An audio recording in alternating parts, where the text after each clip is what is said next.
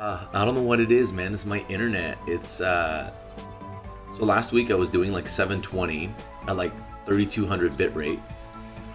Today I'm doing like 360 360p, and I think I'm like at 700 bit rate or something like that. So it's pretty bad. But anyways, but yeah. So today I'm gonna be interviewing Zach, and I'm sure I'm gonna be chiming in there because I like to talk.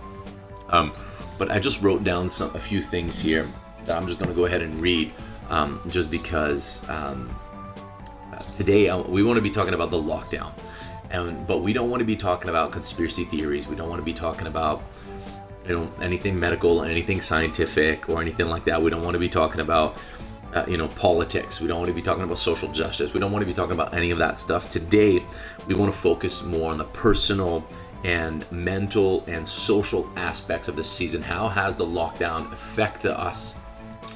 And and how what role has it played on us, and how can we make sure that we don't become victims of the lockdown. So the heart of today's talk really is to encourage us and to edify us and you, the listener. And because I really feel like there's a lot of people that are stuck and they're living in the past, and they're saying stuff like, I can't wait till stuff goes back to what it used to be, or I miss the normal days, or I can't wait till we go back to where we were, and I can't wait till things open up. But the reality is, if we keep waiting for things to happen, the reality is that something might never actually happen. Oh, Michaela's here too. That's awesome. Tell her to turn on so she can be in the chat as well, and it'll give us an extra viewer, which is awesome. But yeah, so but we can't keep living in the what ifs, or because then if we if we keep living in the if only, then we're going to be living in the shoulda, coulda, woulda, and we can't have that. And I just really feel like there's too many people that put their lives on pause, and they seem to be waiting for things to get back to normal in order for their lives to resume. But the reality is what if this is the new normal? Then are you just going to keep your life on pause for the rest of your life? That's not manageable, and that's not a good thing. So we can't keep waiting around. No one, and I wrote this down, no one has ever accomplished anything great in life while simply waiting for things to happen on their own. Things don't just normally happen on their own. We don't just happen to lose weight, or happen to get smarter, or happen to get better at things, or more skilled at things, but rather those are actually byproducts of us getting off our butts and actually doing something about it.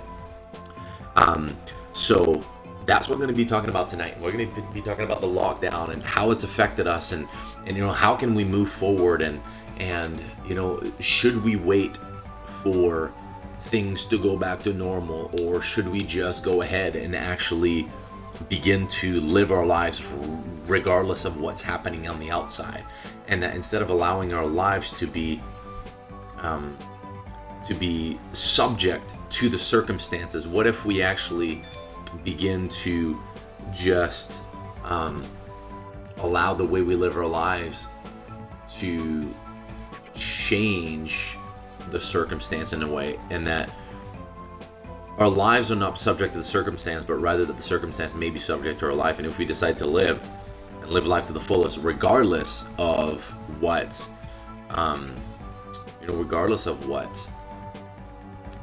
the circumstances are. Anyways, I'm going to be asking Zach a bunch of questions, and I'm sure I'm going to take time to answer them as well, just because I like to talk. But I don't want to talk about the negative side necessarily of the lockdown. It's very easy. Hey, Zach, it's very easy to just focus on the negative. It's really easy to just go down that rabbit hole sort of deal, and then for it to just be harmful. But I don't want necessarily to for us to focus on. Now we're going to talk about it because there are some negative sides of the lockdown, but I don't want us to focus on it. So anyways, so Zach, first question. By the way, Zach Smith is with me here. Zach Smith's a good friend of mine, and if this is your first time watching the stream, we've been doing it for a while now, for 3 weeks now, and this is our third week, and we just want to have some honest conversations about some honest topics and honest things that we're going through. And now we're both Christians. I'm a pastor at a church here, just about 45 minutes east of Toronto. So I don't know where you're watching this, but we're near Toronto, Ontario, Canada, and I'm a pastor, and Zach's an amazing leader and a good friend of mine. So obviously we're going to be kind of going on kind of a Christian worldview on things.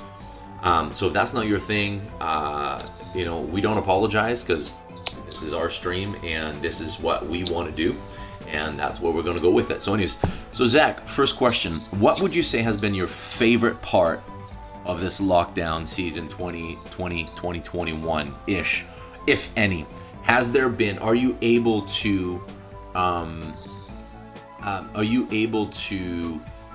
identify any positives out of this thing? Because again, it's easy to think about the negatives, and it's easy to, I'm actually going to play here, guys, by the way. It's easy to think about the negative, and it's easy to focus on the negatives, but I want you to identify, some positives. So would you say that there has been some positives in your life during this lockdown season 2020, 2021, and what would you say has been your favorite part, or what's a positive that you can take out of this whole thing? I wouldn't say that there were any favorites, but some definite positives have been there's no excuses.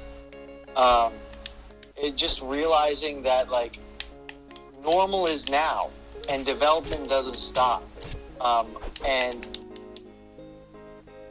over the course of the past year and a half, 2 years, there have been times where I didn't make excuses, and there were times where I absolutely did make excuses to just do what made me comfortable and judge how everybody else was being comfortable. And throughout the process of it all, came this kind of self-awareness that I'm just as guilty of choosing the things that make me comfortable, regardless of whether or not they're healthy aspects in my life. That's good. That's good. I think one of my favorite parts of this lockdown, if I can say any, is that it's kind of really giving me a different perspective on things. And I think, even as I was thinking about this question earlier, I was kind of thinking about how, it's easy how sometimes we can get so busy and so caught up in the noise of things that we forget about what really matters. And we can get so busy and so caught up with things that we forget with things that need to be dealt with. And I think this lockdown has really forced me to deal with things that I've been just simply trying to drown out. And at first it wasn't something I liked, but I had to learn to love it. So this has helped me to slow down just enough to actually begin to deal with the crap and the demons in my life, so to speak, for lack of better terms. For sure. So that, I think, has been my favorite part. So let me see, hold on. Let me see, second question here. What has been your least favorite part of the lockdown?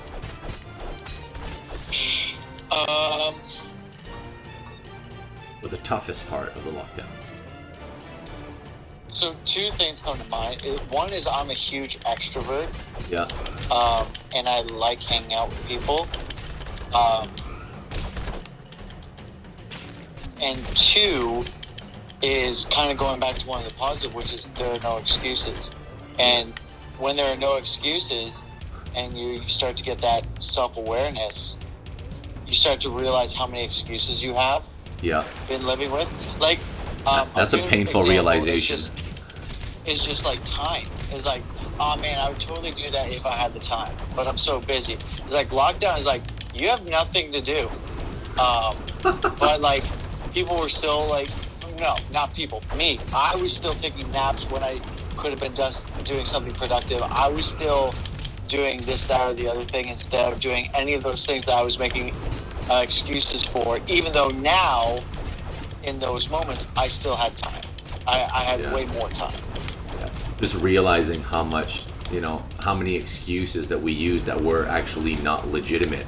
Because, you know, we've made excuses, and that's one thing I've told a lot of young people too. They're like, oh, I don't have enough time to read the Bible, or this and that, whatever. Well, now you got nothing but time, so you should have been reading, you know, you probably should have been, you know, reading the Bible about 5 times over by now.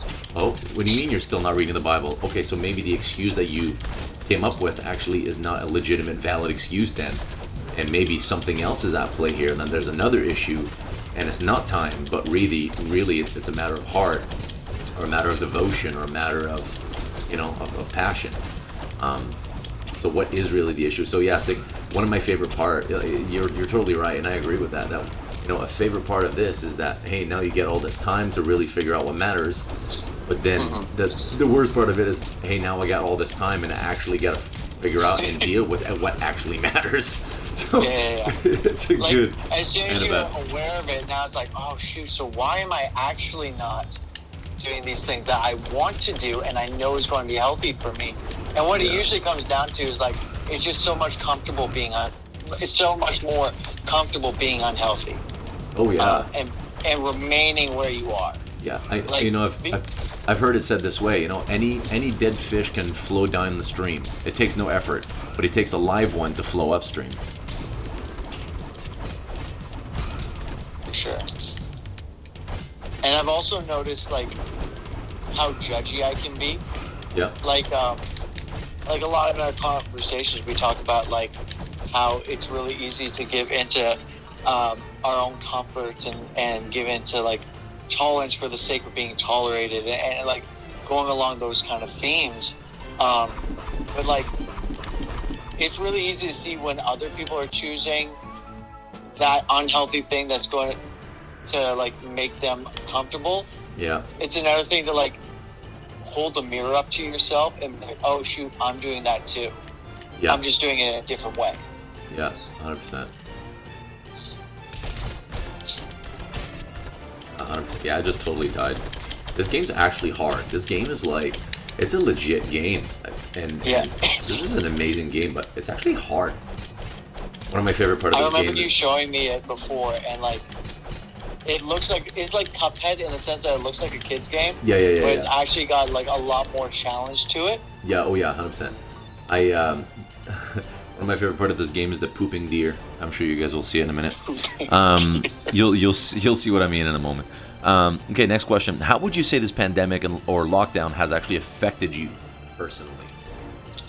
It could be mentally, could be physically, could be, you know, routinely, could be goal-wise, career-wise. Like, how has it affected you personally?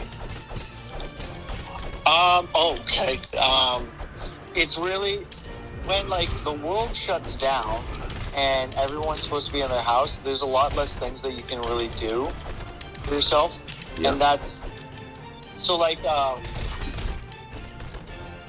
So at the beginning of last year, I was actually in the process of upgrading some of my high school credits so that I could go to college. Yeah. And I remember it like halfway through the first course I was taking, that's when the pandemic hit and we had to do the rest of it on our own at home. Yeah. And I was also going through the process of buying a car and getting my car on the road and starting my first year of school. And then during the first semester, I got into a little bit of a car crash that wasn't a ton of damage, but it meant that I couldn't drive my car. And because of lockdowns and everything, it took forever. Like, something that should have taken like a couple months took like almost 3/4 of a year just to get my car back on the road. And that was incredibly frustrating because, one, I hate feeling like a mooch and feeling like stagnated. Yeah. Especially after I finally bought my first car, and I was saving up for like a couple years just because that's where my finances and my family's finances are at. Yeah. And I was really proud of myself, and that one little detour turned into 3/4 of a year of just for the most part, waiting and making calls and not getting the answers I wanted, or finding out that I was giving the wrong answer to people who they knew what they were talking about. And just having to go through the process regardless of how tedious it was. Yeah. I love that you said, we spend a lot of our time waiting. It's like, waiting? What the heck is waiting? That is so 2009. Guys, this is 2021. Yeah.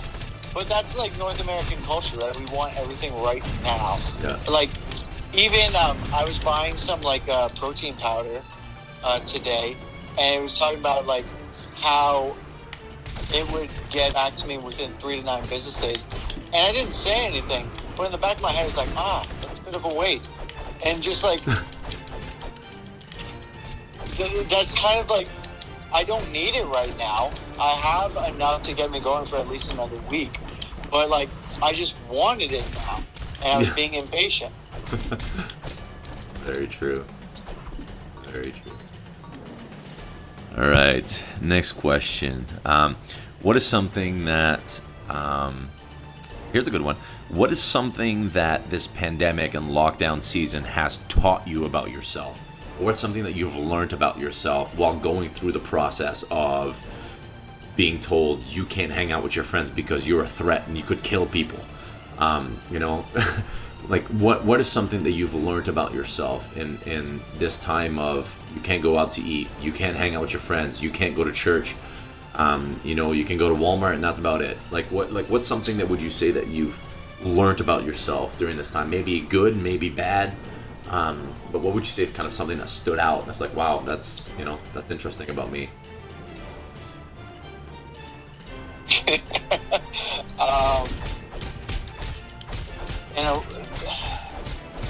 With what I've already answered, just excluding that from the next,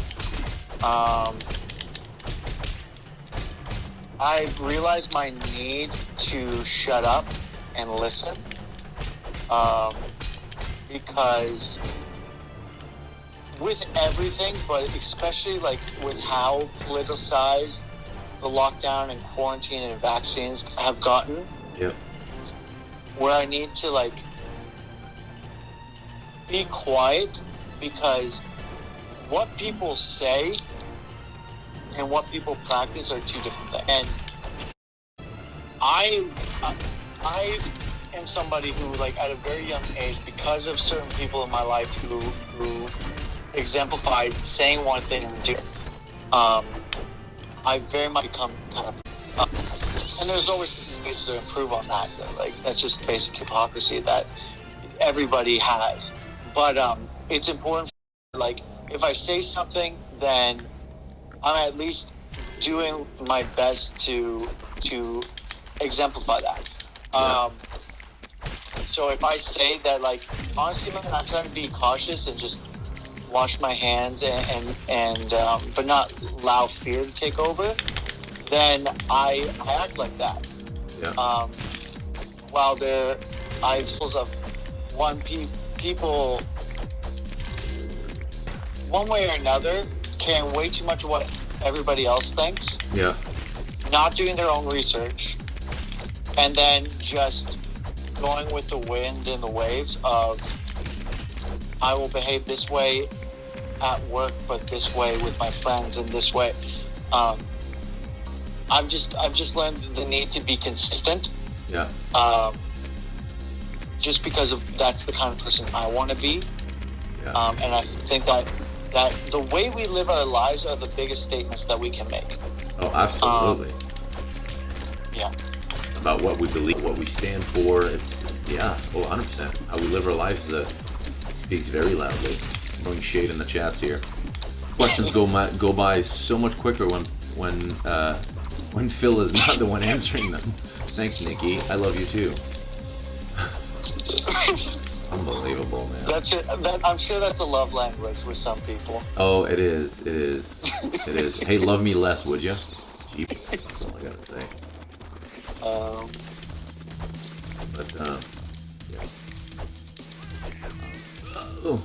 Okay.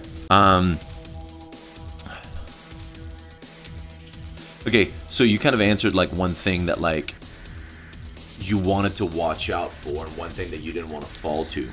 But how about going a little bit deeper, Zach? What would you say is one thing about yourself during the lockdown? Maybe you thought you were better or stronger in an area of your life, but that the pandemic and the lockdown actually exposed you and actually exposed like cracks in your foundation that you never knew were there. Would you say that was the case for you? Were there certain things in your life that you thought you were stronger than what you actually were, but then when the lockdown happened, you're like, wow, I actually suck in this area, or actually I'm brutal in this area, or wow, I'm, like what's something like that, just to, like what would you say was one of those things that you've learned about yourself that was like enlightening, so to speak, and you know what I mean? Yeah, for sure. So I'll be able that and just honest with my story with that. The year before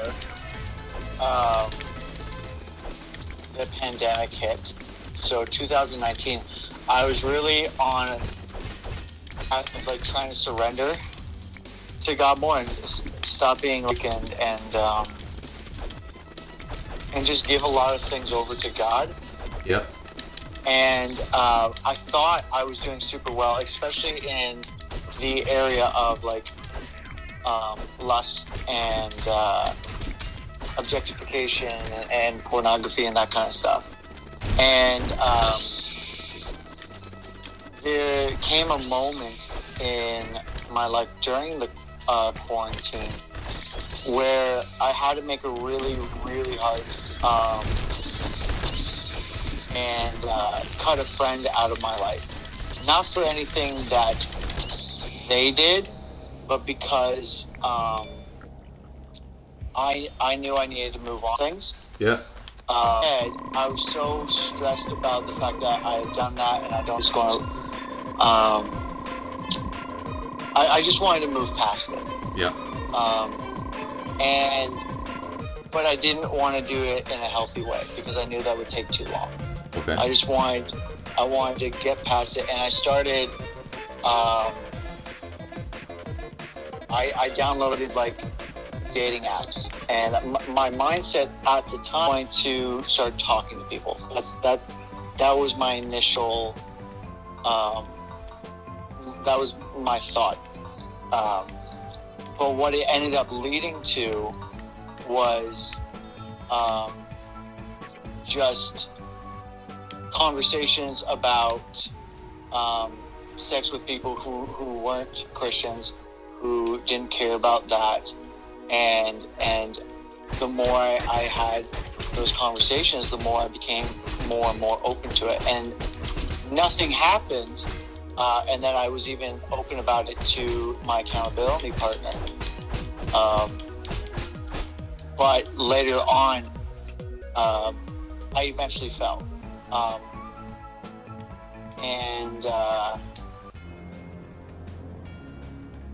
While my feelings were legitimate and real for this person, I didn't hold to my beliefs. Where if I really cared about this person, they were worth the waiting to see if they what God would do in their life because they weren't a Christian.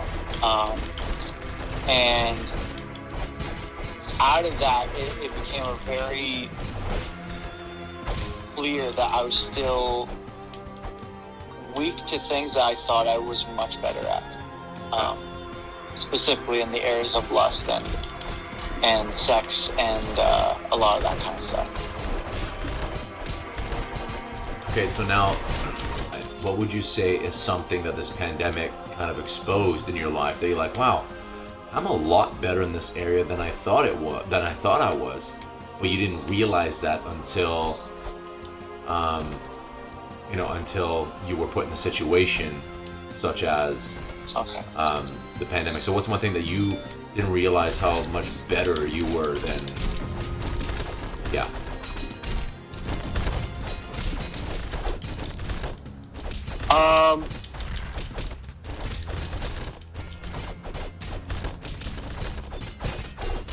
just school in general. I think that's like the first thing that comes to mind.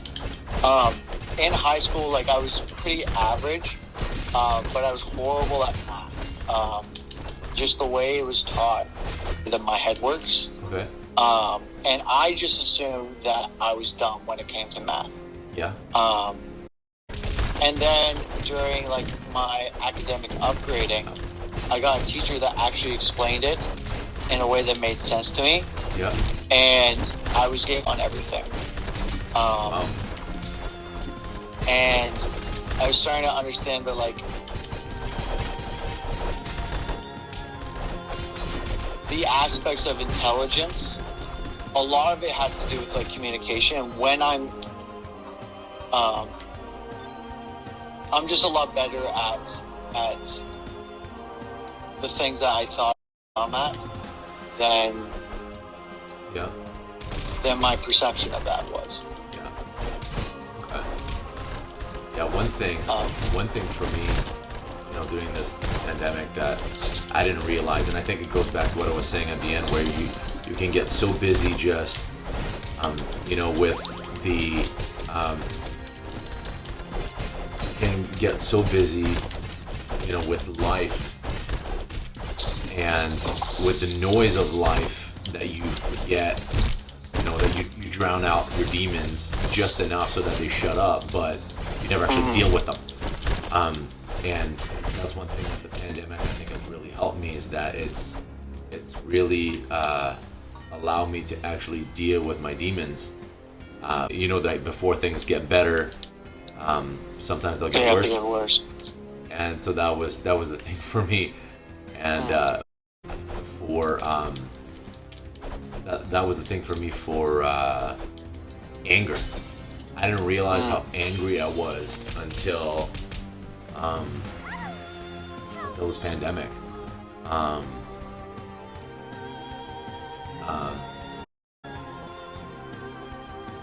Yeah, I just didn't realize how angry I was. I wasn't able to stay busy, and that I had to face it and I had to deal with it. And being at home with schools locked down, 2 kids here, having a 3rd kid on the way, and and then being with my wife, and there's just a lot of things in parenting that you can bypass dealing with as long as you keep busy long enough, so you're not, so your buffer, so to speak, has now been taken away. And I didn't realize how angry of a person I was until this lockdown, and that was an interesting journey that I had. The walks and my my heavy metal and hardcore,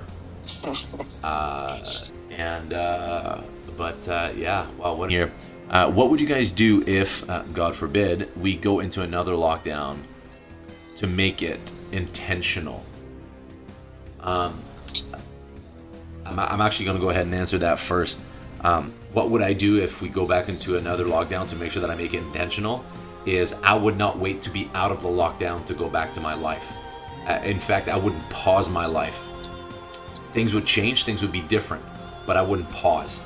I think one of the things that was the hardest, and I can't play while talking for this one, but I think one of the things that was the hardest, there was always the promise of 2 more weeks, 2 more weeks, 2 more weeks.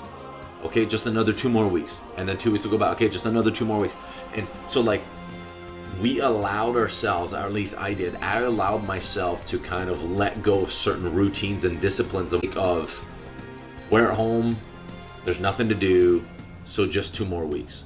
So I'm gonna binge watch things that I've never watched before, and because, hey, I'm at home and I can, and life is kind of paused right now, so let's catch up on things that I've been wanting to do but I haven't been able to. Let's pull an all-nighter and play all the video games that I can, whatever.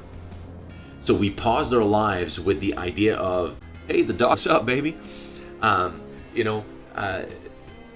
We would pause our lives with the idea of more weeks, but then, we continued to live with that mindset, and that was extremely mentally and especially emotionally way later than I normally would have. Why? Because there's just a 2-week thing. Games, watched way more movies, and wasted way much more time because I saw, so I can work later, There's a lot more flexibility, but along with that, discipline was thrown out the window. So to go back to your question, what would I do? I wouldn't change my bedtime. I wouldn't change my routine. I wouldn't my schedule, and I wouldn't change. I wouldn't change any of that. I would just keep at a time. I would keep going to bed at the same time, and I think sane. And so for me to make it intentional is I would change anything in my life, and I wouldn't change. The only thing that I would change is how many people I see and the places I go. But as far as schedule and times and that kind of stuff, I wouldn't change that, for the world, not anything else, because that's what I think, really threw me off the first time, is just this idea on the back of your mind, which to recognize as extremely draining. Oh, it's just 2 more weeks, and then we'll get back to a routine. It's just another month, and then we'll get back to a routine. It's okay, it's just another month. But then, what if this is the new normal? My life on pause for the sake of maybe we'll go back to normal one day? No, that's not manageable. So for me, that's what I would do. That's what I would just say. Hey, I'm just gonna keep my routine as best as I can, and keep my schedule as best as I can, and keep meeting with people, whether it mean virtually or whatever. But I wouldn't shut myself out. I wouldn't seclude myself. I wouldn't isolate myself. I did that the first time, and it absolutely because it's just, you can isolate yourself, and it's so self-destructive. It's such a self-destructive behavior.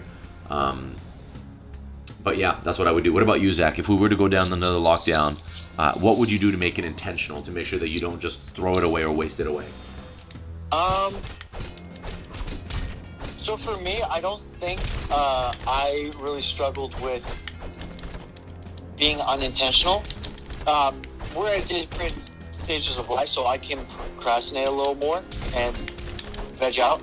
But also, I am one of the people who is learning that sometimes it's okay to veg out a little bit, so long as it's in moderation. Yeah.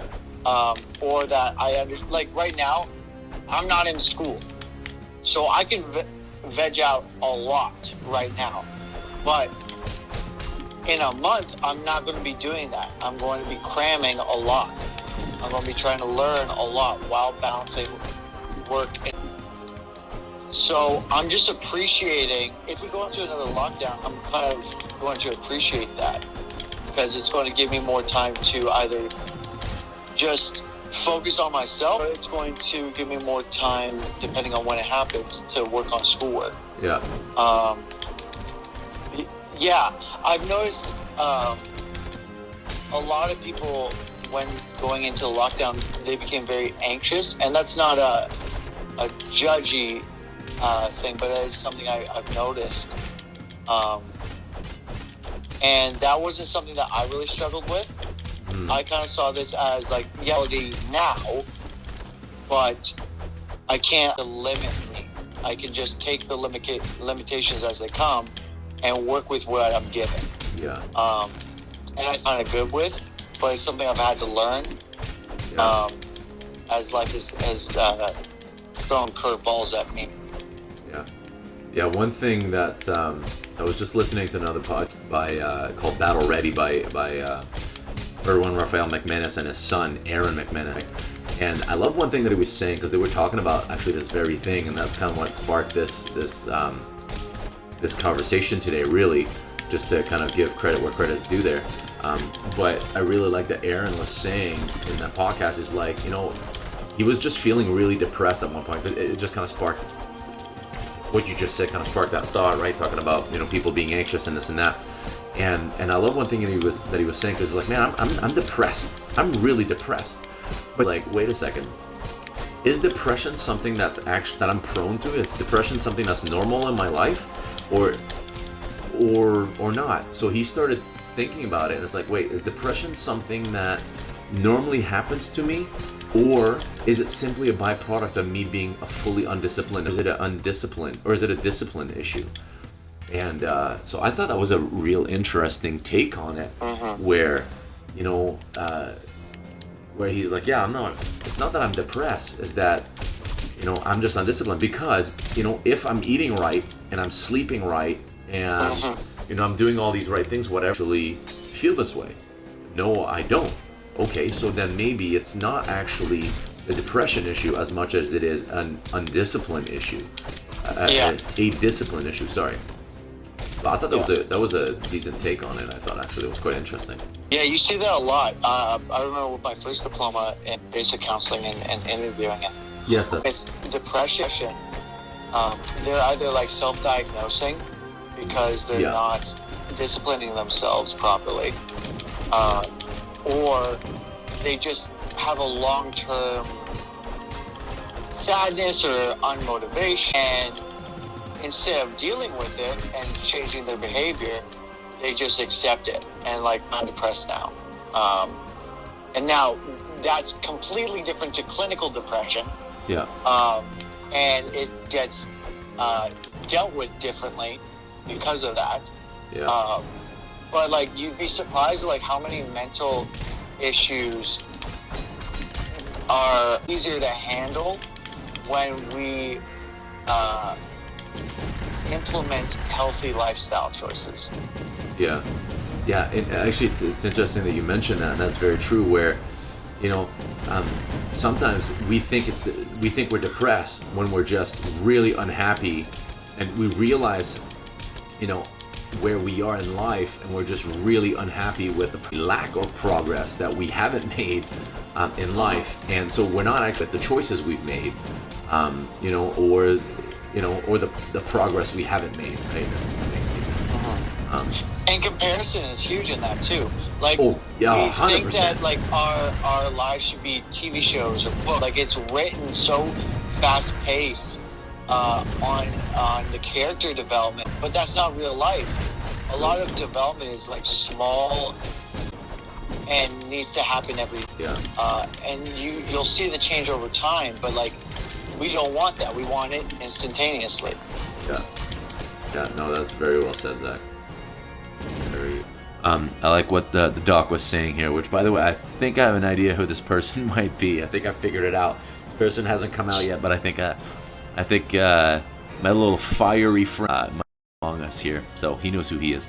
But he says this: I feel that putting life on hold is so detrimental to one's individual growth in or outside the lockdown. It's important to continue to grow. Lockdown definitely has revealed things about ourselves I haven't noticed before. Yep, so true. So true.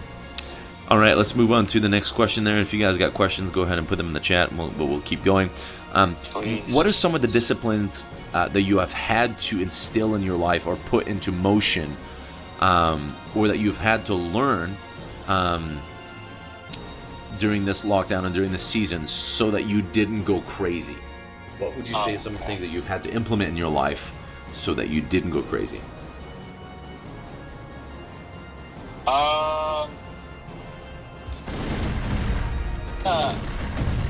I had to meet up with friends, but I had to meet it in a different way. Different friends were comfortable with different things, and we also, like, there were certain friendships where we were trying to, like, follow the rules, but, like, also be smart about it, because sometimes the rules don't always make sense.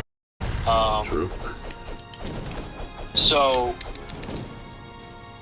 but yeah, like, if I couldn't see them in person, then maybe I could see them over a Zoom chat.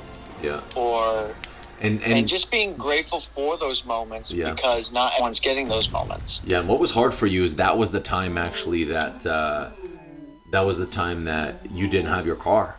So you couldn't just easily drive around to go meet with people either, and that was really, and the buses weren't running, and it was a gong show, but it was just bad timing for a lot of things for you.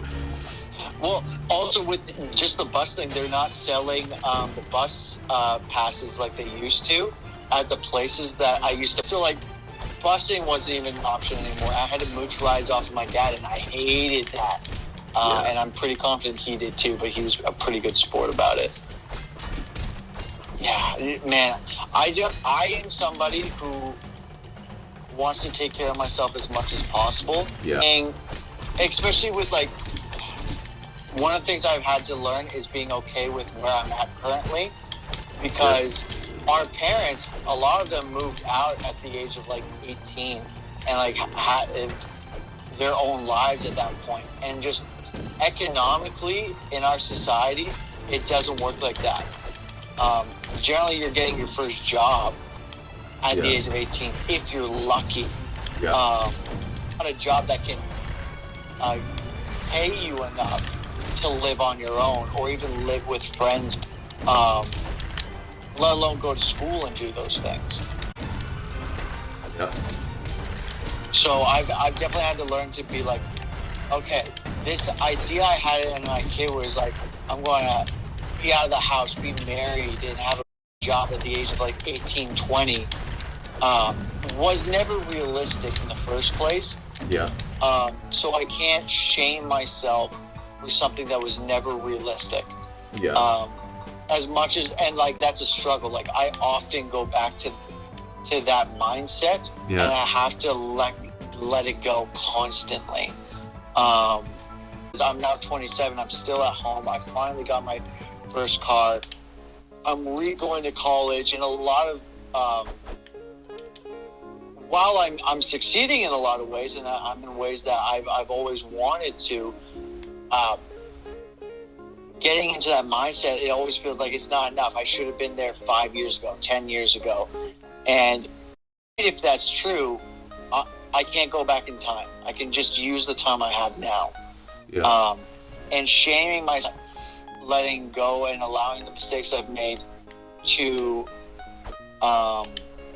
become life lessons that I utilize is just going to cost me more time. Wow. Good stuff. Good stuff. Yeah, one thing that I had to learn is like basically what I just said for Nikki's question if we went back. My routine, and that's one thing that I had to do. I had to figure out what would a routine look like for me during this time. And so in a routine look like, I went for walks every day. I had to find a podcast or a book to listen to, and I would do that. One thing that I try to do every year is I try to read about 25 books a year. That's a goal that I give myself. And I lacked a little bit at the beginning, and I had to make sure that I that I kept with that. As hard as it was, and it's like, man, the world's dying and people are, whatever, and whatever the news is telling you to believe and all these things, whatever, so you're kind of freaking out. And one thing I had to do to keep me sane was stop listening to the news. Stop listening to the garbage. Stop listening to whatever, the media is telling you, because there's nothing good. And it's talking about anxiety. I mean, that's, if the news don't give you, if they're not giving you the news, they're giving you anxiety. And if they're giving you anxiety, that's because they're giving you the news. So, it's just, you don't win. So one thing I had to do was to stop listening to, I had to stop listening to the news. That was one thing. And I had to go for walks. I had to get fresh air every day. I had to do that, because if I didn't, it would just be bad news. I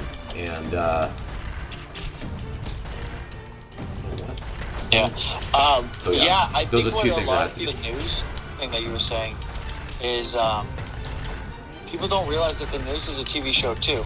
Not in the fact that it did, but the fact that it has to get ratings. And the reality is, our psyche, we have less of an attention span than goldfish now. That's fact, and that's ridiculous. And in order to hold our attention better, they need bad news, because that's what gives us that gasp, and then we hold on to it. We don't seem to care as much about good things. If we did, the news would have a better optimistic view on things more often. Very, very true. You are very right. Good. Sorry, I didn't mean to interrupt if I did. No, you did not at all. You did not at all. Next question. What advice would you give to people that might feel stuck during this lockdown? Whether it's due to fear, whether it's due to the uncertainty, whether it's due to the never-ending changes and stuff like that. So I'm just going to kind of give you a scenario here, something that I've been dealing with, but what would you tell to someone that's dealing with something? And I'm going to give you a scenario to paint a picture, but I'm not. This is not necessarily specifically what I'm talking about, but the idea and the concept of this. So for example, I'm a pastor, and I lead different ministries, and there's a lot of event. I'm an event a lot of events that we've had to cancel due to COVID. But then every time that the next date comes around, the question we need to ask is,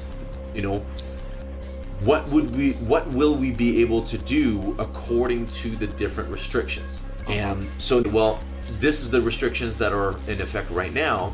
They get worse, or what if they lighten up? So now you have to start making different plans for if they get worse. What do we do if they, Alpha? Yeah, we had to cancel Alpha. That was a good point. What are we gonna do if the things, get worse? What are we going to do? What's the backup plan when things get better?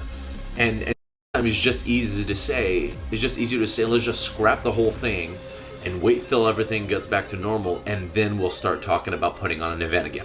Now, obviously, I'm talking about a little bit on the bill. What about someone that is, quote unquote, put their life on pause due to either fear, uncertainty, frustration, whatever it is?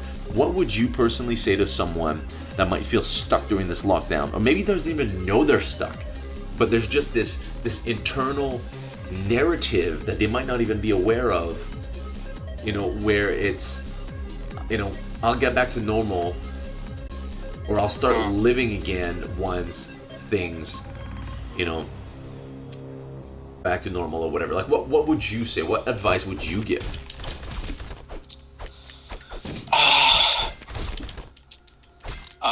So I'm the type of person where, as much as I love to encourage people, I want to also make sure I'm balancing it in reality. Yeah. And people don't always like that. But I feel like it helps people prepare better for what's in life. So what I would say is, this hasn't changed really anything in life. Life, you have to be adaptable. Yeah. If you are trying to make plans and set plans in place about your life, you are going to have to change those plans at least a few times. Yeah. You're not going to get that right, and that is okay. You're not striving for perfection, you're striving for development. That's good. And being aware of the things that keep you complacent in what is quote unquote normal and where you're currently at is a good indicator of the thing you need to cut out of your life. Yeah. And you don't have to do it all at once. Yeah. That's one of the things the lies that we tell ourselves is if we see all these issues, then man, I'm overwhelmed now. It's okay, that's okay. You don't have to be overwhelmed. You don't have to do it all at once. Yeah. Start with a little bit. Start with what you can do, and go from there. That's good. But don't do nothing, because eventually you're going to get to a point in your life where you're so far behind, and you feel so disappointed in yourself because you have this regret of I did nothing. Yeah. Doing a little bit of something, small changes make the biggest development. Yeah. Because they're the easiest to improve on. They're the easiest to maintain. They're the easiest to keep going. That's good. If you're anything like me, and if I should have, or that regret of I could have, shoulda, coulda, woulda. It's too late for that, and that's okay. Yeah. Do what you can. Become adaptable. That's a huge skill that everybody needs to learn, is learning how to be adaptable. That was learning to have routine where you can. Learning who you are in that equation and how to balance what you need to balance and not what your friends. Phil is, in our friendship, the one who's way better at doing things like immediately on the fly. I am very much not that kind of person. But one of the great things about our relationship is I can see him act on the fly and see that okay. And even it will be okay.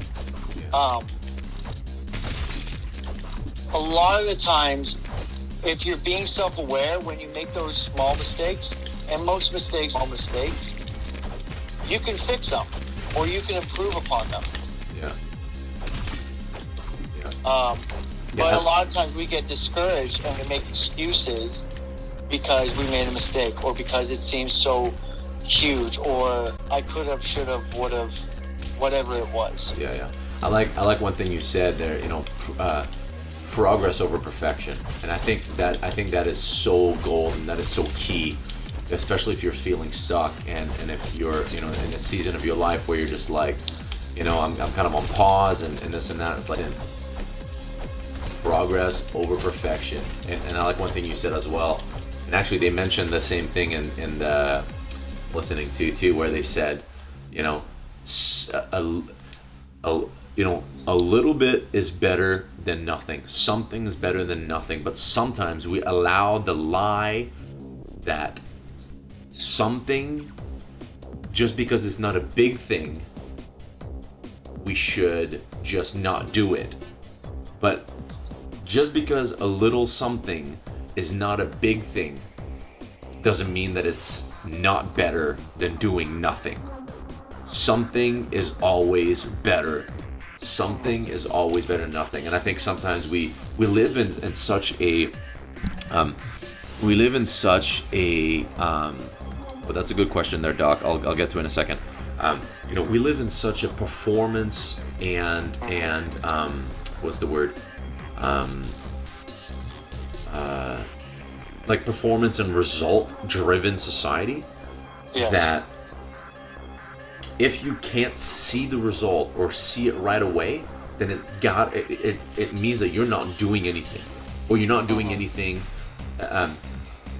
It's all about productivity. Or that you shouldn't follow through with it. Yeah. But listen, some of the best things in life don't just happen. Some of the best things in life don't just randomly happen. They don't all happen overnight. And I think sometimes we need to fight the lie that, hey, if all you're doing is reading one page of a book a day, guess what? You're reading one more page than the person that's not reading any books at all. And a person might be like, oh my gosh, hey, that's, all you're doing is reading one. People can easily play the little things that we do. The little things that we do, who I am today is the makeup of all the little things I did yesterday. Bottom line is all the little things that I've done over the last 35 years of my life. That is the reality. This is kind of interesting, but the Prince of Egypt, which is the story about Moses, right? The Disney. I like one of the, and this little phrase has always stuck to me. Which rock is more important on the mountain? The one at the bottom or the one at the top? Because think about it, they're both part of the remove the rock at the bottom or remove the rock at the top. The mountain is still going to shrink. So which one is more important? The one at the bottom or the one at the top? Which one is more part of the mountain? The one at the bottom or the one at the top? A little rock and a little whatever is still very vital to that mountain. So think about it this way. You're reading one page a day. Guess what? That means you're reading 365 pages a year. That's like a book. That's possibly even 2 books more than the guy that is actually laughing at you for only reading a page a day, but that's actually not reading anything at all. Don't believe the lie that nothing is better than a little. That is so not true. A little than nothing. And I want to also follow up with that. another thing we tell ourselves is that like we have to do these huge changes, these huge developments. We got to read a book a day. First off, that doesn't just come out of nowhere. It comes through development of reading a page a day. In this example, but the benefit of reading it is that it's more digestible. If you're reading a full book, you have to skim read. If you're trying to like get quick fixes or huge developments out of life, keep them. Yeah. You can puke your guts out and lose a ton of weight over a week. But nobody recommends that. No doctor recommends that because it's not healthy. It's not sustainable. And when it is sustainable, it's actually worse for you than if you were to actually eat normally. And so many times we go from one toxic experience to another, thinking that that's development. That's not development. That's just torture. Yeah. You're trying to like achieve a quick fix, and life isn't about quick fixes. A lot of the time, it's about learning what you need to through the day-to-day development in order to maintain that overall development you're looking for. You want to get to like say 12 to 15% body fat. Well, you're going to have to work at it. It's not just eating, it's also exercise. It's not just exercise, it's also eating. Yeah, and good. by making those small increments and those newfound habits, maybe you're going to start drinking a gallon of water every day. Maybe you're actually going to get 8 hours of sleep, which, by the way, that's also a huge aspect of being healthy with your weight. Yeah. Once you start to build these habits, that's when you see the big, huge development. But again, it doesn't happen instantaneously. You have to be consistent. Yeah. And when we do these things at small, with a small, consistent development, we're able to take it in more. We're able to learn the lessons of development rather than just get the end goal that we have in mind. Yeah. Yeah. Question here that came from the Doc J Star 18. How do you fight apathy, like the lies of the enemy, in these hard times that we live in? How would you fight apathy? A few different ways. It's hard to know it's hard to know a lie if you don't know the truth. And it's hard to know, to be able to realize what the enemy is trying to speak into your life if you don't know what God is speaking into your life. Yeah, 100%. And so I would say that for sure. So make sure that you know what the truth is. Make sure you're well educated. Second thing is, which kind of links into this as well, is get an accountability partner. Get someone to shake you up whenever you're thinking stupid. Get someone that can smack you up and knock some sense back into you. Someone that you know loves you and that you love, and that that is not just going to say to you what you want to hear, but what you need to hear. Not just going to say what is going to get them some popularity points with you, but someone to say the hard things, hard conversations, but that will shake you up and stuff like that. Set yourself some goals. Again, for example, for me, one of the big goals in my life to make sure that I don't fall to apathy, is if I feel like the disciplines in my learning, if they go out the window, a lot of other things in my life tend to just go off rail. So for me, about 6 years ago, I made myself, I gave myself a goal of 25 books a year. And that for me is very doable. And now I do more than that, I average about 30 to 35 books a year. 1 year I read 44, about 3 years ago I read 44 books. But the thing is that that's kind of a baseline for me. That I know that if I'm reading and I'm growing in my learning and stuff like that, I know I'm doing well. And I know, and also I know that if I'm not able to read the 25 books a year, for me, now this is not across the board, but for me, how do I fight apathy? If I'm not able to read the 25 books a year, that's because I've wasted a lot of time doing a lot of things that didn't matter. I play too many video games, which is ironic because I'm doing that right now, but the goal of this is to actually have this conversation, so it's multitasking. Or I've watched too many shows, I've wasted too many whatever.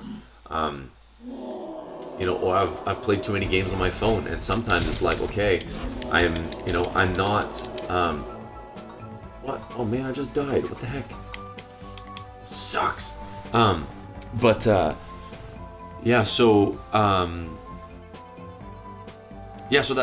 I just kind of put some markers in my life. So if I can't read my 25 books a year, or if I'm like halfway through the year, and I know I should be reading, so if I'm reading 25 books a year, I should have had about 12 or 13 books read by the end of June.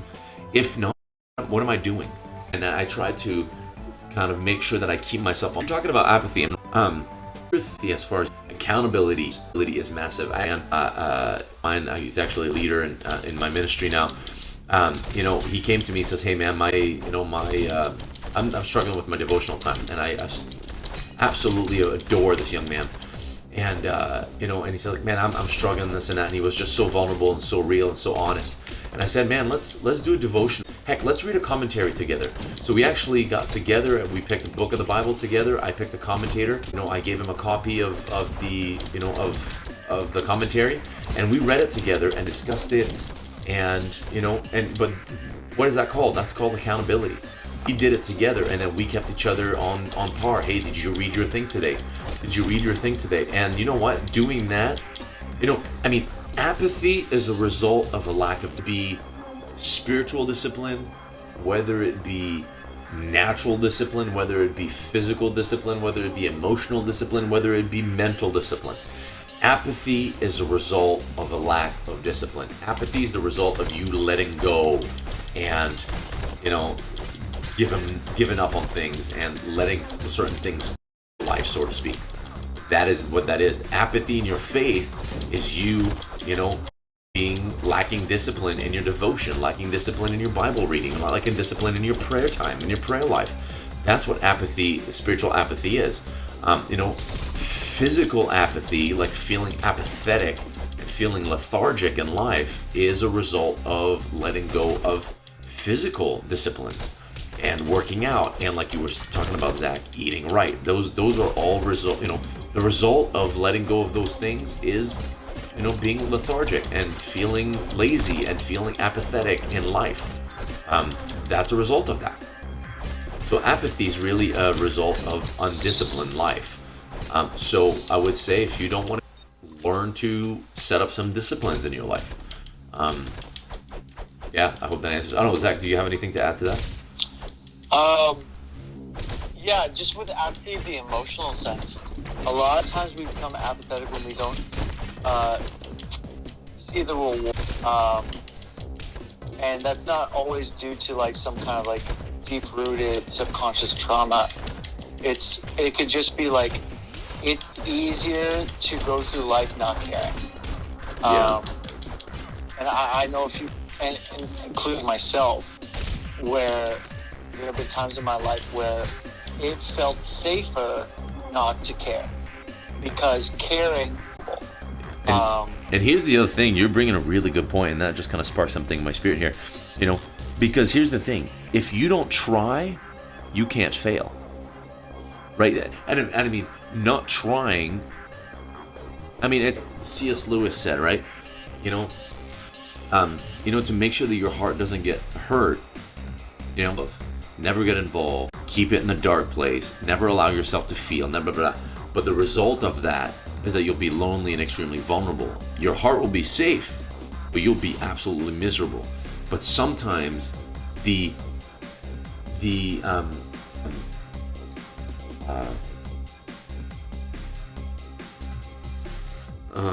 what am I trying to think of right now? The chance of possibly having your heart broken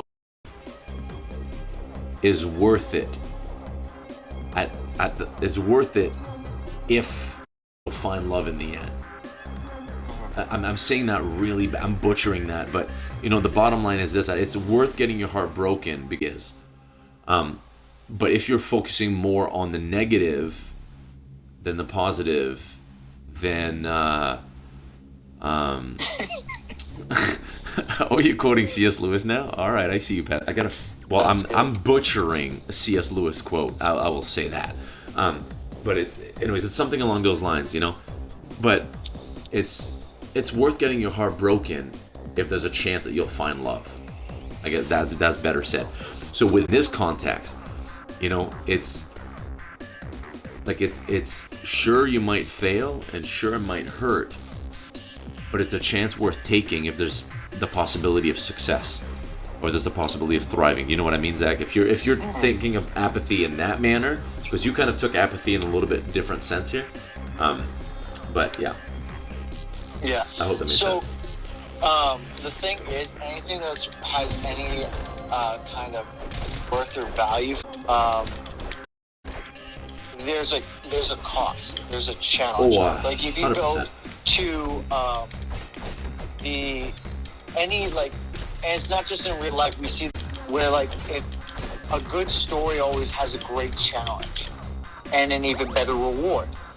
Whether it's the knight trying to save the princess from a dragon, if you want to go into that kind of linear mythology or line of thinking, or it could just be the fact of going on getting a cruise or some kind of crusade or a journey, and maybe it's not a treasure, but maybe it's a life lesson or the journey itself. But anything that has a high value to us has a high cost.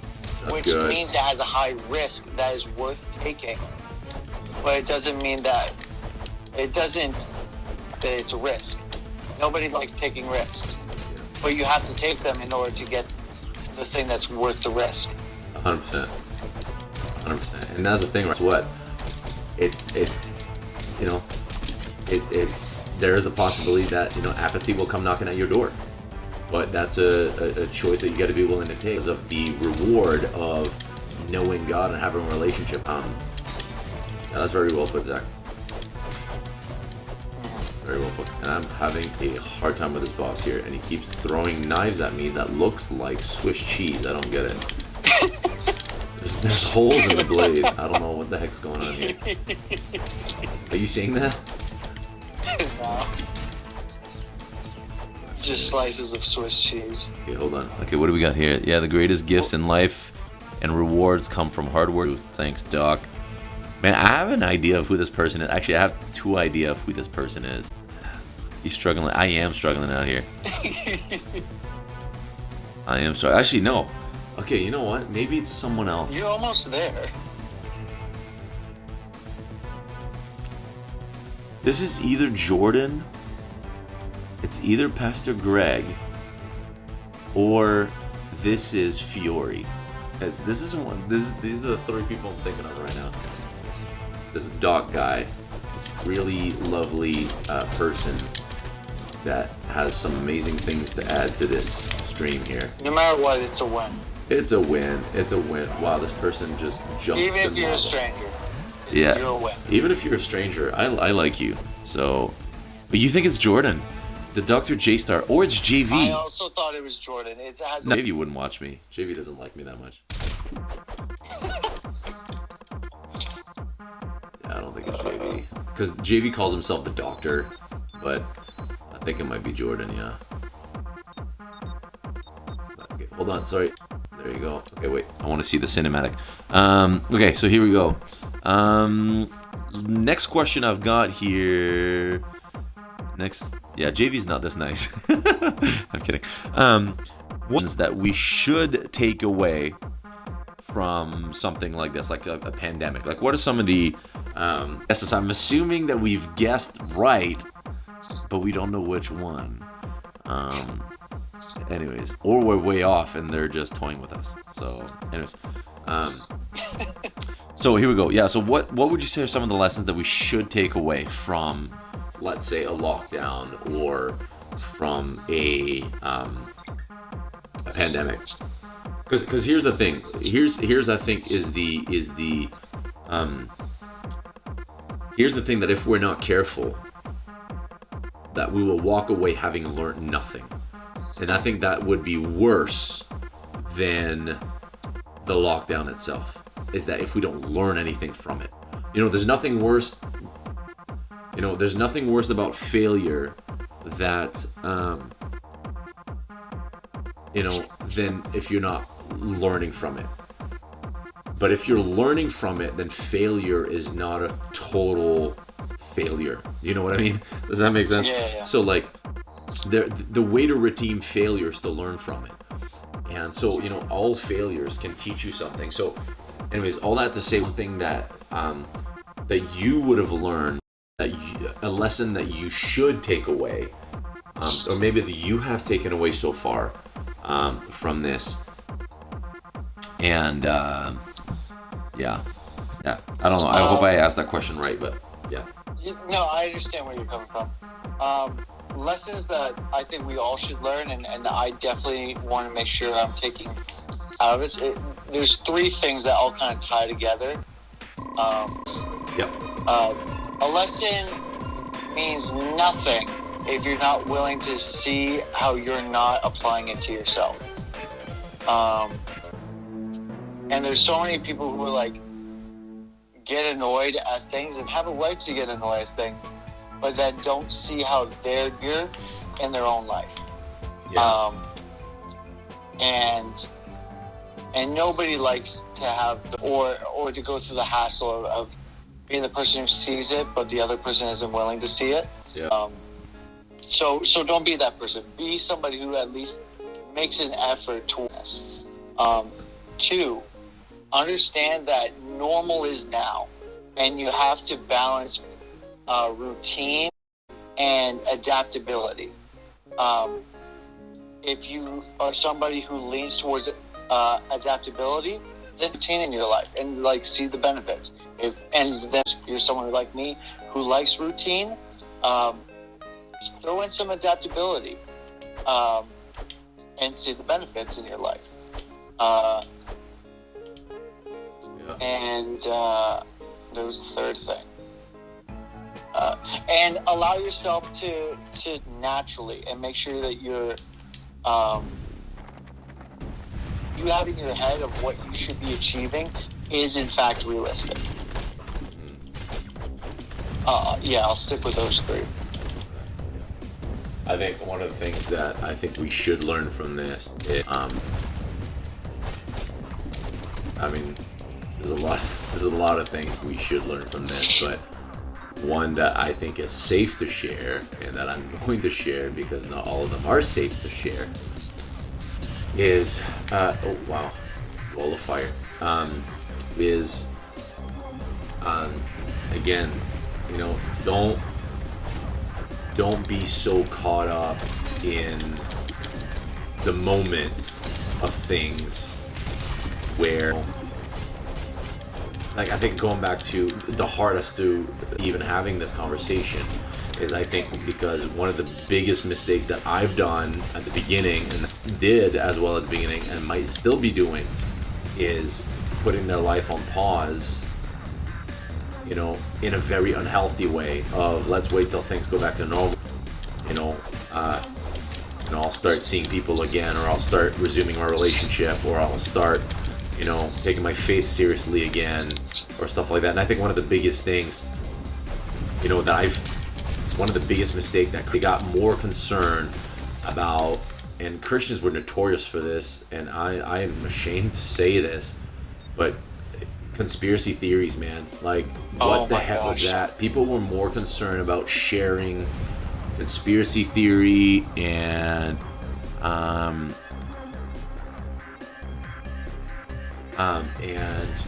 we'd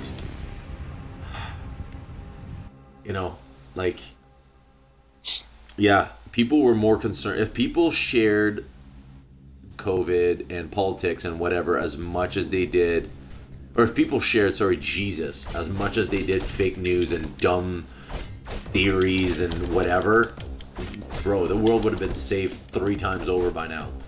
Like, it is amazing to me how many people just focus so much on stuff, and it's like, oh, you know, the pandemic, this and that, this and that. And it's like, for, you know, all of a sudden, the back seat. And it's like, why? Ooh.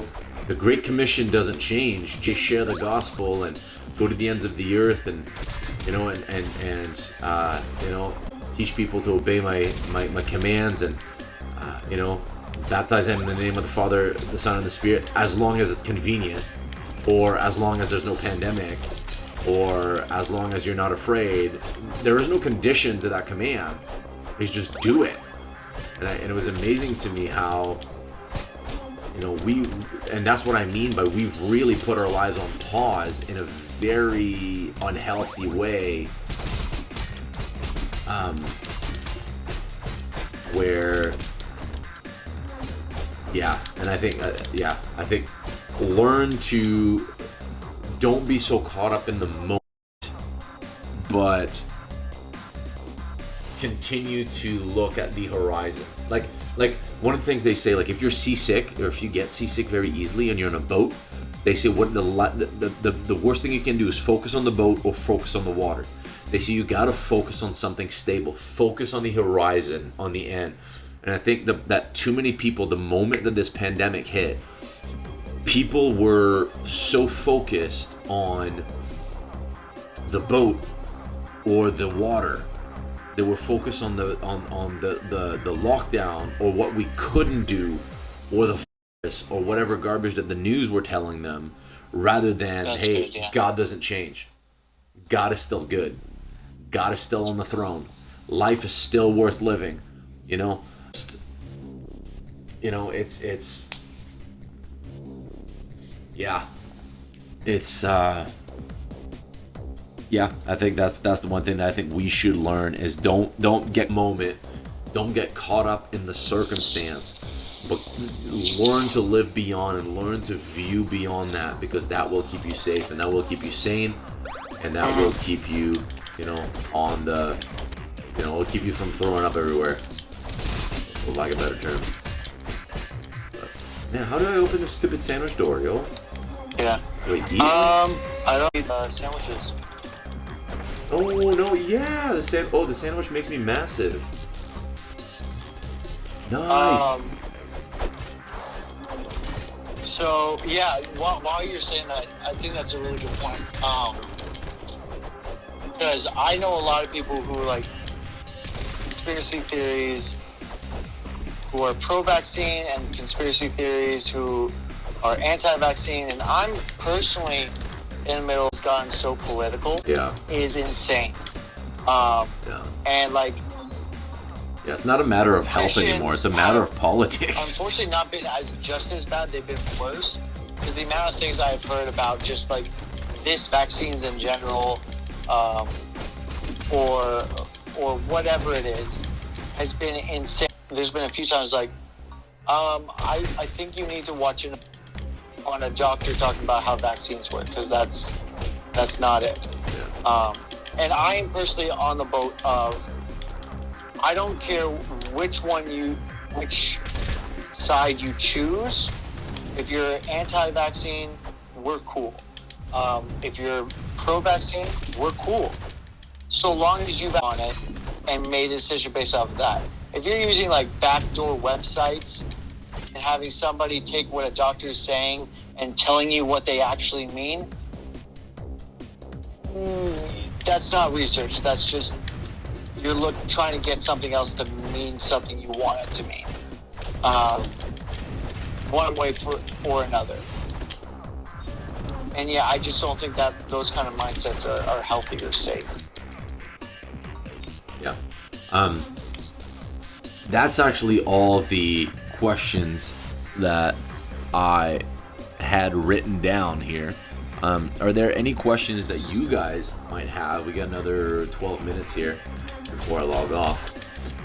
Want to ask, or maybe another question that you might want to know, or comment or something like that. We'll just wait a few moments there, because I know there's a delay between me talking and what's in the chat there. So I'll keep gathering all this stuff here, and I think I'm coming up to a boss here. I'm doing good. I am doing great. It is very hot in this room. I'm in the little tiny office of my house, and I have a TV Well, I mean, you're going. surrounded by lava still. Yeah. Oh, well, that too. I've got my TV going, which this is 1080p TV, so it's emitting a lot of heat. I got my Xbox Series X, which is pretty much just a heater. I got my computer going, and I got a fan blowing on, and the vent in this room for whatever reason doesn't really work. So I'm sweating. But other than that, I'm doing good. I haven't played this game in a very long time. I think I'm really struggling with trying to figure out what games to play every week. Zach play different games every week just to kind of keep things interesting and so people don't get bored.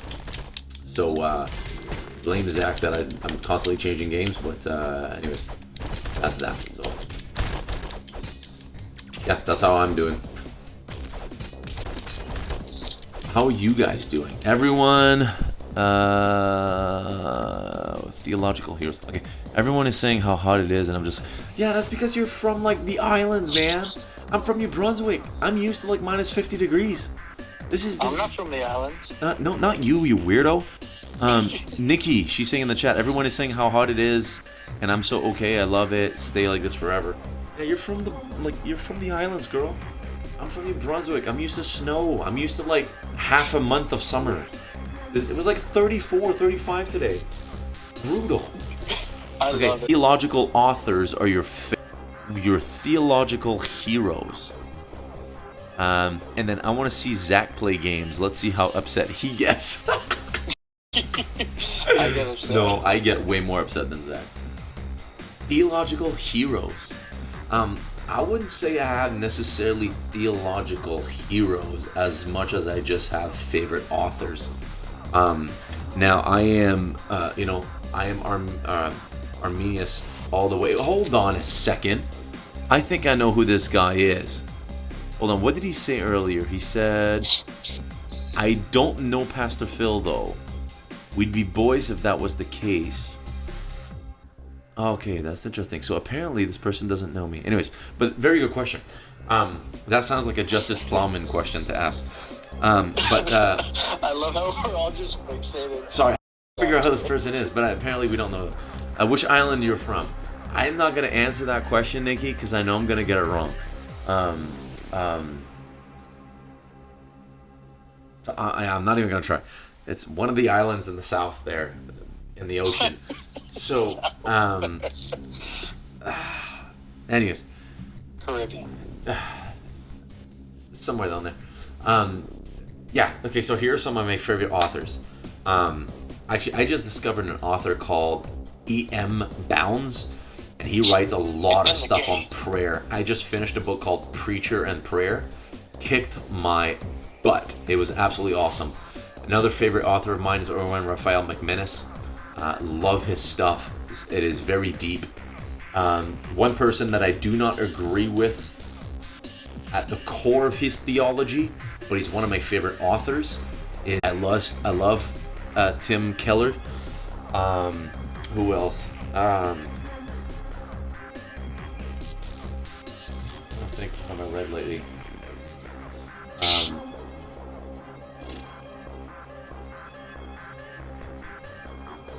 Yeah, I wouldn't say I read theological books as much as Franklin Hall. Yeah, he's pretty good. He wrote a bunch of stuff on fasting, changed my life. Who else? Yeah, I wouldn't say I read as theological books as much as I read leadership books. Oh, that's not true. Here's a theologian. He wrote a commentary, and I love reading this commentary, and I've read multiple books of the Bible while reading his commentary alongside. Very lengthy, but very good, very modern. His name is David Guzik. Absolutely love his commentaries. Okay. That's where I get most of my preaching stuff from. And like when I'm studying for preaching, I read his stuff, and it's helped a lot. Yeah, I would say that's what I would say. I'm trying to think, who else are some of my favorite authors? Craig Rochelle, love Craig Rochelle, real simple. Love this guy's books, but he the guy I'm about to mention, but he actually ended up he had a moral failure, but he is still one. What? I just died. What the crap? I didn't look at my health. Are you talking about Ravi Zacharias? No. Oh, that's another. Yeah, he also had a moral failure, but also phenomenal writer. Harry Noble. Again, he's not a theologian, but he's just leadership stuff. But he is. I love reading. I love his writing style, and I love his books. What was your thoughts on John Bevere? Sorry? John Bevere, like killing kryptonite. Yeah, I like John Bevere. He's to the point. He's pretty. He's good, and he's pretty. I like him better as a speaker than an author, personally. Oh yeah. I find that most of his books are very similar. He's a one theme man. He's the. Yeah. I find him like the Denzel Washington of books, where it doesn't matter what book he writes, it's the same. It's like Denzel Washington. It doesn't matter what movie he's in, he plays the same character, or Adam Sandler. I was about to say, I love watching Denzel Washington videos because he always has like some like truth or wisdom, like but I hear what you're saying, like character-wise. Yeah, or like Adam Sandler. Adam Sandler plays the same character in every movie he's in. And John Bevere is the same way. He writes the same way, and he like almost beats around the same bush. Not beats around the bush. That's pretty bad. He's a good author. He's got some good stuff, but it's like it's not necessarily bad. There's a lot of authors out there that they just kind of write, around the bush, and they just keep going and keep going and keep going, never actually hit anything. But he's just like beating the horse over and over and over. And it's like, okay, I get it. But yeah, he's a good author. He's not one of my favorites, but he's a good author for sure. Here. Let's see. What do I have right here? I actually have John Bevere, The Bait of Satan, on my desk right here. By John Bevere. Yeah, Erwin Raphael McManus has probably got to be one of my favorites. I read the book Barbarian Away by him. Actually, one of the first Christian books I've ever read was Soul Cravings by Erwin Raphael McManus, and absolutely just demolished me. Can you show my library? So I actually can't. Number two, once I read a book, I sell it. But I could show you my library, but it's actually, hey, here's the thing. Doc, go to goodreads.com and find me, Philippe Jean. Here, I'll type my name in the chat. Find me, and you can see every book I've ever read, and you can see here's my full name. You can see my my ratings on all the books. Some of them I actually wrote reviews on, and some of them I've just done ratings on. But you can actually see everything I'm currently reading, everything I've read, and all that kind of stuff. So it's really cool. And but the reason you can't see my library is because I have a program called Logos, and I have over, I have almost like 1,300, 14, no, a lot more than that. I have like 1,800 resources on there, but about 800 of them are actual books. And then I just buy stuff for my Kindle, and I have probably a good or so on my Kindle. I have to show you my library because I don't actually have physical books because it's way cheaper to buy ebooks, and I love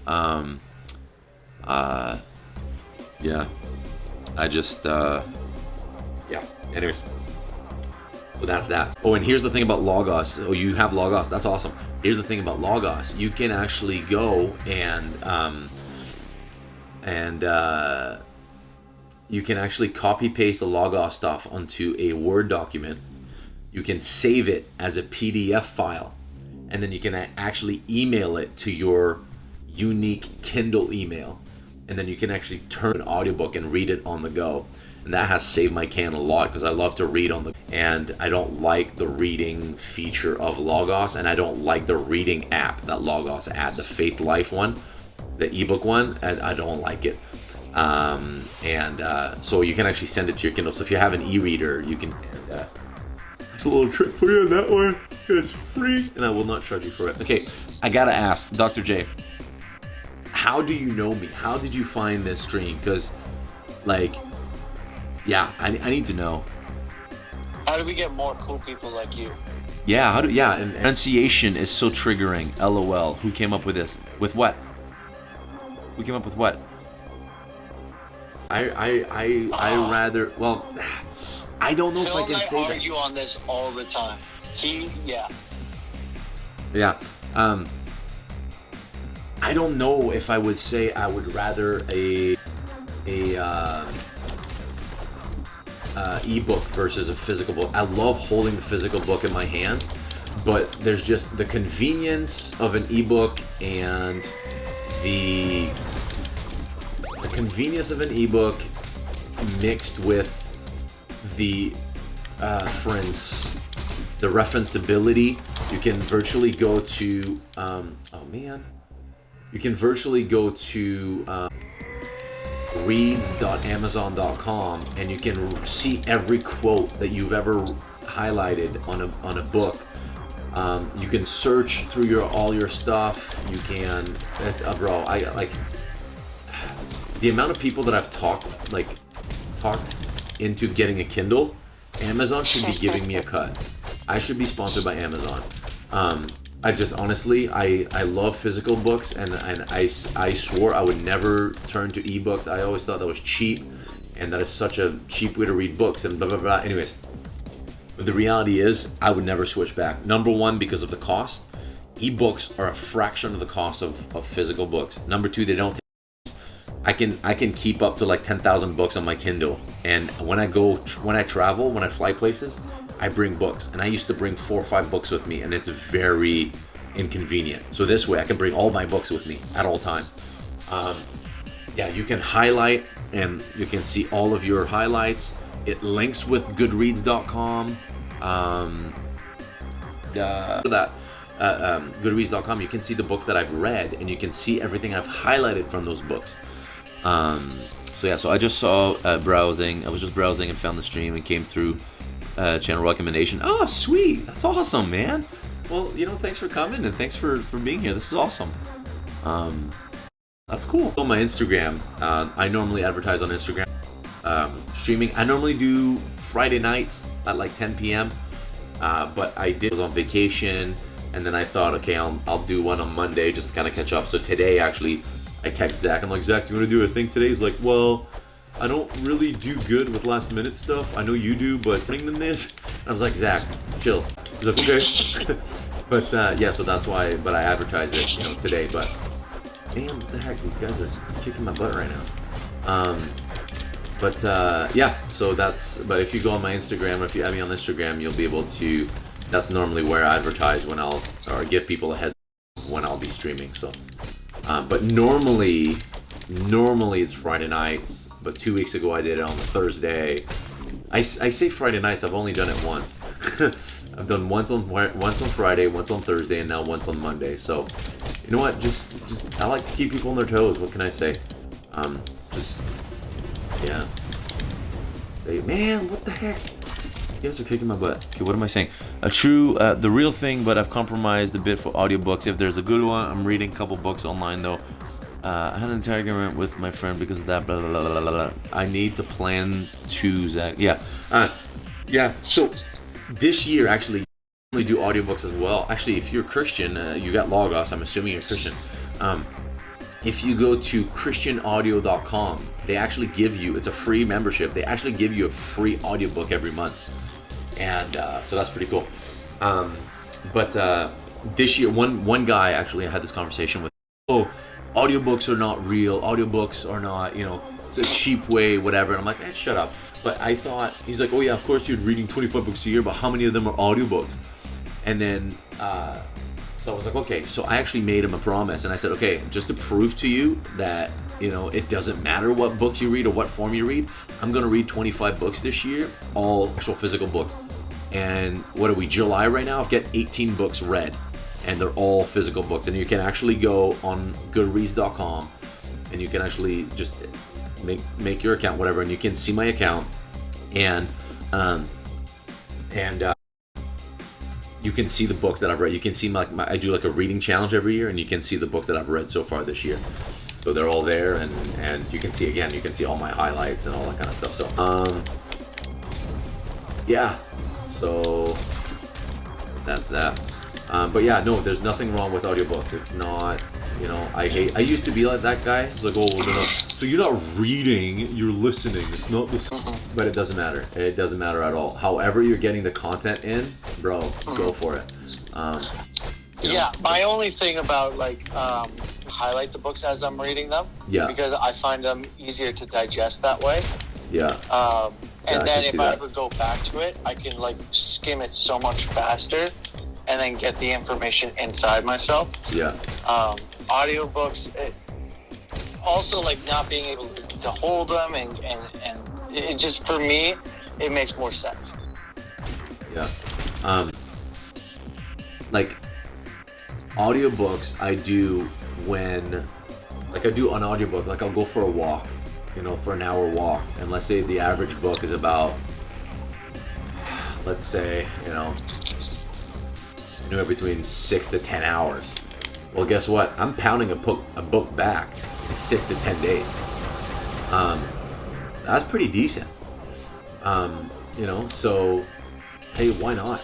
Don't bash it. Or if I'm traveling for preaching, or if I'm going, if I'm traveling somewhere, I'll listen to an audiobook, and let's say I'm traveling for 3 hours or for 4 hours. Guess what? I'm pounding back 4 hours of a book, because I could either sit there in my car and listen to music, or I could actually sit there in my car, feed myself, not waste my time. It's all about learning to do the most out of your time and being wise with the time that you've been given. And I think one of the biggest lies in this generation is I don't have time. No, you've got time. You will always make time for the things that actually matter to you. The problem is that you're lying about what actually matters. Time to read is that matter to you. That full circle to what we were saying earlier regarding the pandemic. People are like, oh, well, I don't read my Bible, time to read, or I don't have enough time to pray. Okay, well, what about when, the excuse that you don't have time has now been taken away? Are you reading your Bible? Praying that important to you? How do I know this? Because you're watching 5 hours of Netflix a day. So apparently watching Netflix or playing video games or whatever else is actually more important than reading, praying. So stop lying to what it is, right? And I think we're just great liars. That's just the bottom line. Yeah. And even going to the practical aspect, the reality, people read so much slower than they can retain information through audio.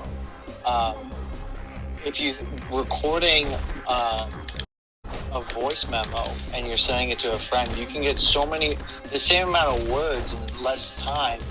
The way of communicating is orally or audio, depending on which part of the conversation. Yeah, now, I want to debunk another lie. You read so much because you're fast at reading or you're skimming or whatever. No, not at all. Not at all.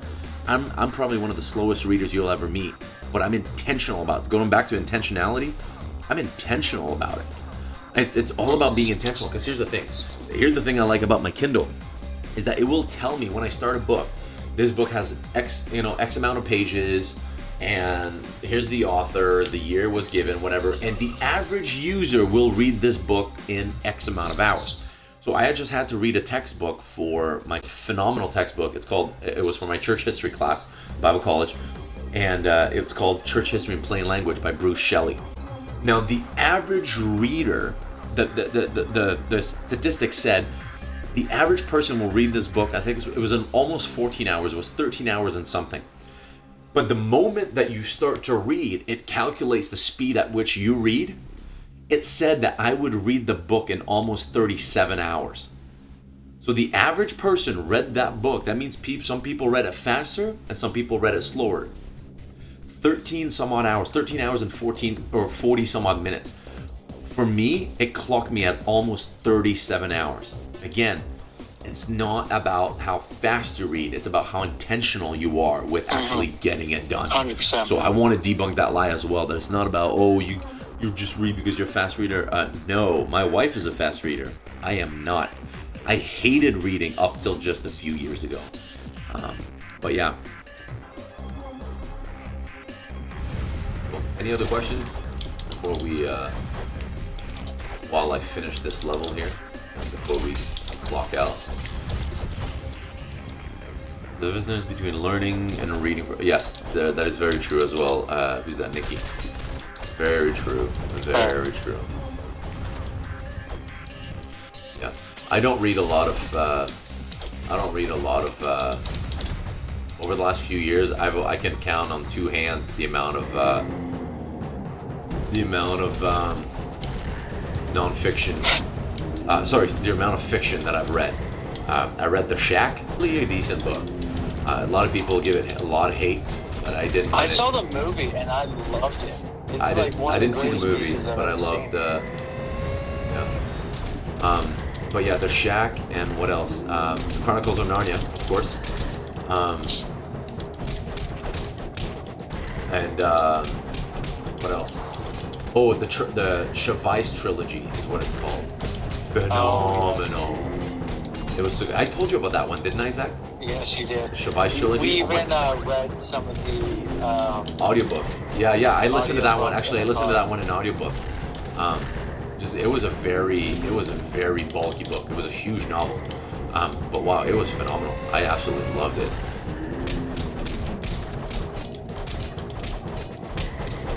Yeah, I think the last fantasy book I ever read was oh gosh, it's by Chuck Black. It's another Jack Black? Chuck Black. Oh, I was like, Jack Black? What the heck? He writes books? No. The Kingdom series. It's actually really good. It's another like reframing the Bible into like more of a medieval fantasy kind of format. Okay. Yeah. And I'm a huge geek, so that's up my alley. Interesting. So yeah. But yeah, I just find with like fantasy or not or fiction, I could watch a TV show or a movie way more into it. Even though I'm to entertainment value doesn't usually square up. Yeah. With a book, I want to be like utilizing my time, and I always get my money and time's worth. Yeah. With books, when it's nonfiction and it's like improving skills. Yeah. So yeah, that's just me. Yeah. How am I supposed to? I don't even know what the heck I'm doing here. Okay, so next question here is quite an interesting question. And I'm getting like crazy on here. I don't even know what I'm supposed to do. What am I supposed to? Okay, hold on. Sorry, I'm just trying to focus here for a second. Falling rocks. Okay. Okay. Am I supposed to hit the rocks? Well, what the heck? Okay. Okay. Oh, and why that question? Okay, if I could ask God one question with a for sure answer, what would it be? Ask the question first. Wait, what's your question? Oh, will you ever play a game that you can beat? Oh, be quiet, Nikki. You're a bum. You're an absolute bum.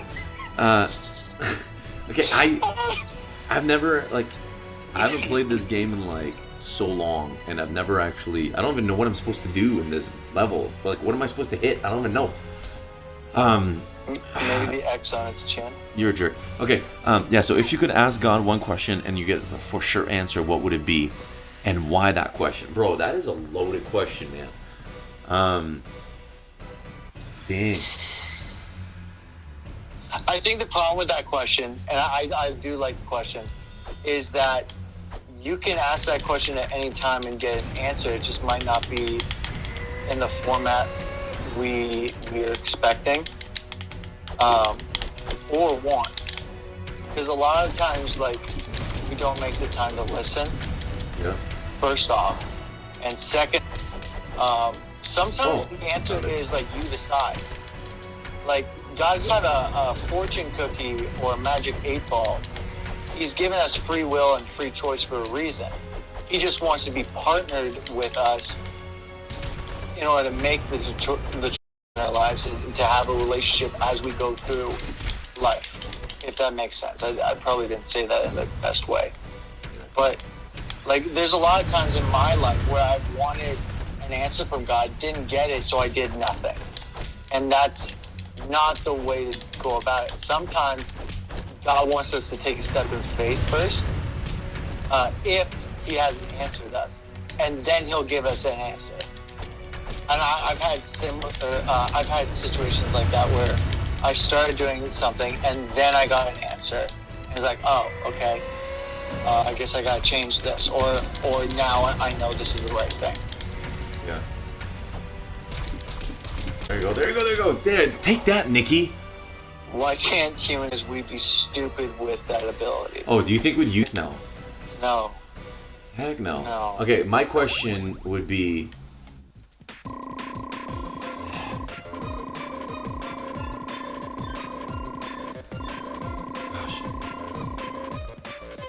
what's standing in my way of development the most? That's probably what is my biggest like roadblock or weakness?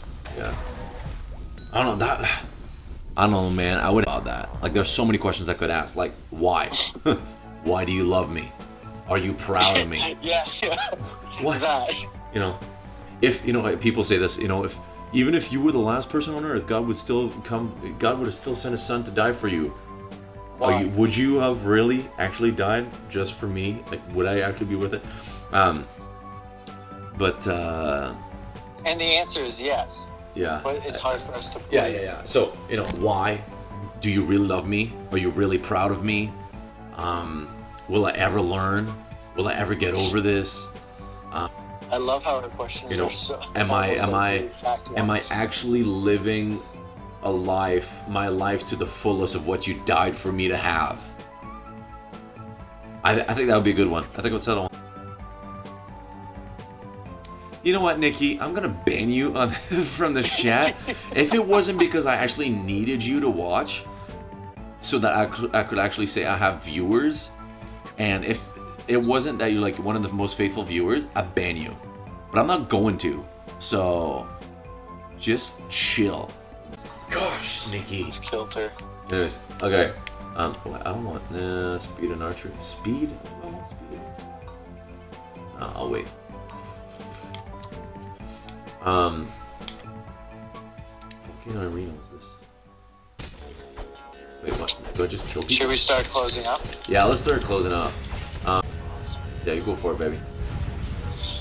Alright, guys, this has been an awesome conversation, but it's also been a fun conversation. And while we're pretty certain that everybody on the chat is Christian, regardless of who you are, and whether or not you believe in God, we just want to say that God loves you, we love you, and that we appreciate you choosing to be part of tonight's playing chat on developing.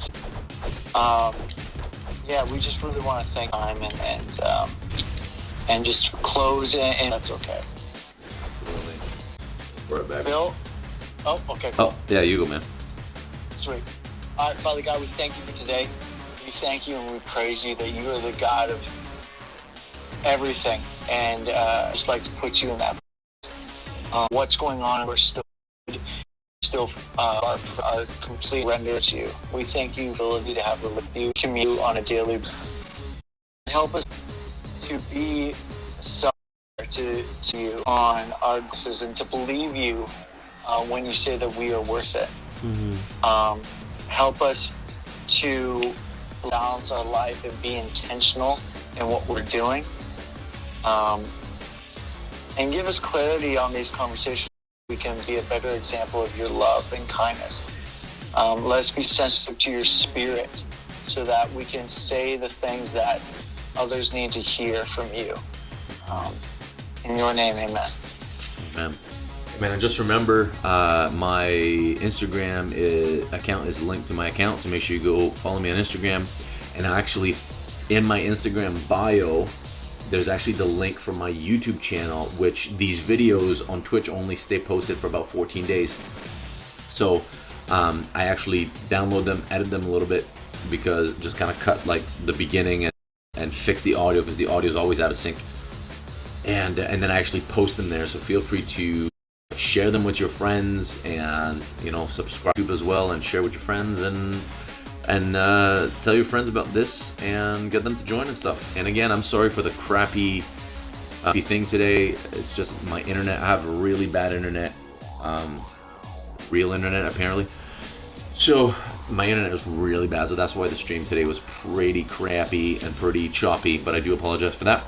But maybe one day, if I get famous, I'll actually upgrade my internet, so we'll see. All right. Thanks, Zach. Appreciate you being here. Appreciate you, ma'am. Dr. J, God bless you. Nikki, I'm praying for you.